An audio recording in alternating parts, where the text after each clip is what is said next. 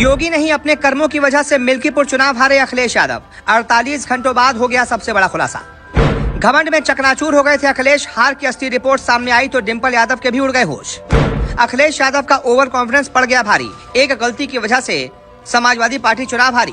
अब टूट जाएगा 2027 में मुख्यमंत्री बनने का सपना। जी, अवधेश का घमंड हार गया। वो कहते थे यहाँ हिंदुत्व को हरा दिया, कभी हिंदुत्व नहीं जीतेगा। फैजाबाद सीट जीतने के बाद खुद को अयोध्या का राजा घोषित कर दिया था। यहाँ के राजा सिर्फ राजा राम हो सकते हैं और कोई नहीं। ये बात सबको ही बुरी लगी। लोगों ने अयोध्या की हार का बदला ले लिया। रामफूल गोस्वामी के इन शब्दों में गुस्सा और प्रतिशोध है। इस मिजाज में समाजवादी पार्टी के 61,000 वोट से पिछड़ने की वजह भी सामने आती है। लोग कहते हैं यहाँ तो रामलला और विकासी मुद्दा है। मोहित खान, बेटियों की सुरक्षा और बिजली पानी तो सामान्य बात है। ये समस्याएं हर सरकार में रही हैं। मिल्कीपुर में समाजवादी पार्टी की हार के बाद लोगों के हाव भाव जानने के लिए हमारी टीम मिल्कीपुर विधानसभा क्षेत्र पहुंची। 12 मोहल्लों के 50 लोगों से बातचीत हुई। लोग भाजपा की जीत को किस तरह से देखते हैं, सपा की हार पर उनका क्या नजरिया है, ये हम आपको बताते हैं। मिल्कीपुर चौराहे पर सबसे पहले हम एक दुकानदार के यहाँ पहुँचे। उन्होंने कहा कि अभी जो अवधेश दलित बेटी की हत्या पर फूट फूट कर रोए थे, इसके बारे में भी समझिए कि जब पत्रकारों का कैमरा ऑन हो गया तो वो रोने लगे। कहने लगे कि न्याय नहीं मिला तो मर जाएंगे। अब बताइए कितने अजीब लोग हैं। भदरसा में जब सपा का पदाधिकारी रेप करता है तब पूरी सपा उसको बचाने में लग जाती है, तब इनको कुछ याद नहीं रहता। एक दूसरे शख्स ने कहा कि सब लोगों का गुस्सा रहा, बहुत बदनामी हुई लोकसभा में। हम लोग भी सोच रहे थे मिल्कीपुर बड़ा मौका है, जवाब देंगे, और जवाब दे दिया।